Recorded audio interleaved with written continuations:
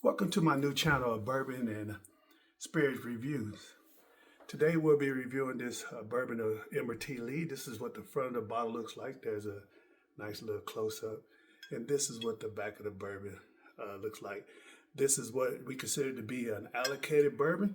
It has a good taste and flavor. It's really good for what people call a sophisticated palate. If you drink this bourbon, it's really smooth. You don't have to worry about any of side effects from alcohol. This is what it kind of looks like in the inside as you get lower.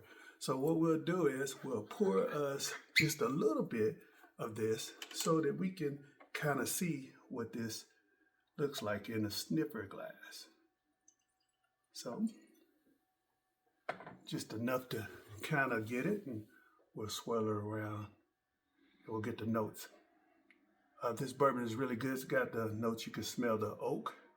You also can smell a little hint of vanilla and almost like a roasted, maybe small vanilla flavor in this. It's really good. It's really smooth and silky on the palate. It will not put hair on your chest. This is really a good bourbon. It can go with maybe a real good steak. Also, if you have a good cigar, maybe a Monte Cristo or one of those Buffalo Trace cigars or Colonel E. Taylor cigars, it'll go good with that. It also goes good with the Pappy Van Winkle cigar and pink cigars that they have out there that's really good. I tell you, this is a good taste of the town. Every week or so, I'll come to you with a new bourbon, a new allocated bourbon, and we'll talk about it. But I will tell you that if you can get your hands on this right here, on this Emerald Lee, if you can get your hands on one of these, the money is well worth it. If you get lucky, you can find it like I did.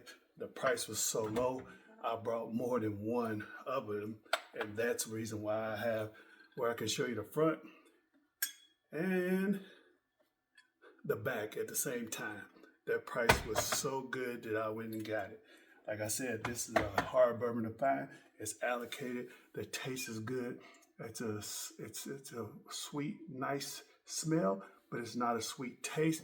It's really good on the palate. It flows good down the throat. You don't have to worry about none of that burning sensation. This is not a cheap liquor. This is a cask. It's an aged bourbon. And this bourbon was also just one of the fine bourbons that is offered. Of course, this bourbon is made in the great state of Kentucky, which that's where I'm actually from. When you look at the back of the bottle, it tells you exactly where it is. Whatever. So this one came out of Frankfort, Kentucky, which is the state capital of Kentucky. So like I said, again, if you get a chance to get your hands on a bottle of it, make sure you get a bottle. And if nothing else, go to Kentucky, go to the bourbon trails. And if you go to the bourbon trails, you'll get a chance to taste this. Cheers. Salute. Y'all have a nice day. I'll see you in a few weeks with a new bourbon. What I think I want to talk to you next is probably about either Colonel E. Taylor, or I do have a couple of fine Wellers and Willers this here that is hard to find.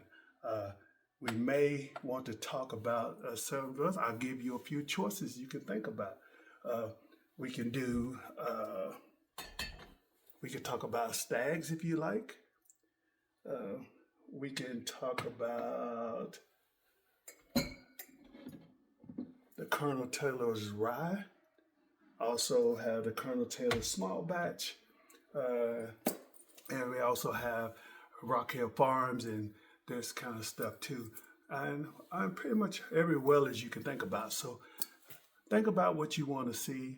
Think about what you would like to know more about. And then we can go from there. I also have this here. This is a Whistle Pig 10-year piggy bank. So again, think about what you want to do, what you would like to hear about, which bourbon that you may not know about but want to know more about. Get with me and we can do it. Put a vote, say what you would like to hear next, and then we can go from there. Again, have a good day. Salute.